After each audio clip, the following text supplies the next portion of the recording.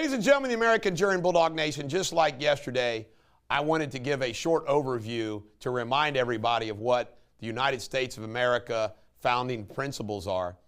I want to do the same thing today as it relates to economics, because I think it's more important than ever. First and foremost, the most basic economic principle is supply and demand. It governs everything, supply and demand. It's the basic principle of economics. And as Thomas Sowell liked to point out, that the number one rule of economics also is scarcity in the supply and demand. And the number one rule in politics is ignore rule number one of scarcity, supply and demand. Now, another basic principle of this country began basically free markets. The beginning of this country, the only thing that the government really meddled with was tariffs. That's all they messed with. But we're basically started out as a free market system. Now, we all know as that free market system gets more complicated, government has to play a role. Now, I can tell you this, it seems to me that the government today plays a role where it shouldn't and refuses to play a role where it should. For example, like the antitrust stuff. But you can't have pure capitalism. You have to have a government role, because if you don't, things turn south even there.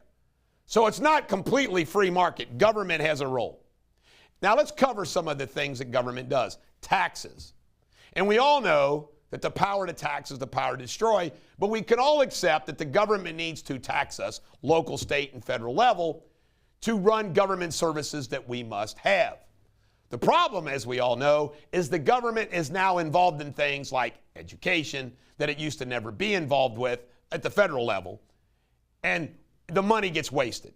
Then we have government has a power to regulate. We got to have some regulation, right? We have to have a protected food supply. We can all accept normal regulation. Then we have tariffs and trade. We can also accept that there's a necessity for our government to take a look at what's going in and out, imports and exports, and say, where do we have to regulate? We can all accept that. The other thing we have in this country is employment and the ongoing battle, labor, wages. Let's think about that. All of our economy, you could say, is based upon that simple principle. Employment, unemployment, what's labor doing, and what are their wages? It's the core. I mean, just think about the impact all of that has on our country. And then the next is prices. Prices. You know, cost of goods sold. You know, how much do they get? How much do those goods cost to produce? Then they go to the marketplace. What are those prices? Services and manufactured goods. All these things, nice, simple, basic. All I'm really doing right now is defining them. Then we have inflation is something. And when inflation comes about is when you have scarcity or you have forces that are at play that increase the price. Bad thing for the American consumer, right? Cost of goods are going up. Procter & Gamble announced that they're going to increase price in September. Gas is going through the roof. Why? Because of Biden wanting us to be energy dependent. Then we have this overlay of the welfare system. And I say this all the time. We have an obligation to our truly disabled and the senior citizens, that's Social Security, Medicare, and the really poor that cannot help themselves, Medicaid. Everybody in America doesn't mind all of them riding in the wagon and being taken care of. The problem, it goes too far. Then we have private debt, the debt each American has. Then we have the public debt, the national debt.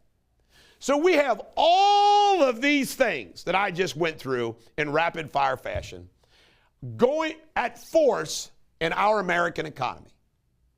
Now, here's the punchline that I have for you. There's two ways of looking at this. One, the most limited amount of government interference that you possibly can have. That's one way I look at it. That's the way I look at it. People that think like I look at it, leave us the hell alone. The most minimal amount of government influence and input. Then you have what the far left is saying. They want the government to meddle in everything, any and all, as much as freaking possible, creating a socialist state. Saying they want a communist state, I don't think is too far-fetched. But the bottom line, folks, is that's the economy. These are the basic principles of the economy. And you have us, we say we want less government interference.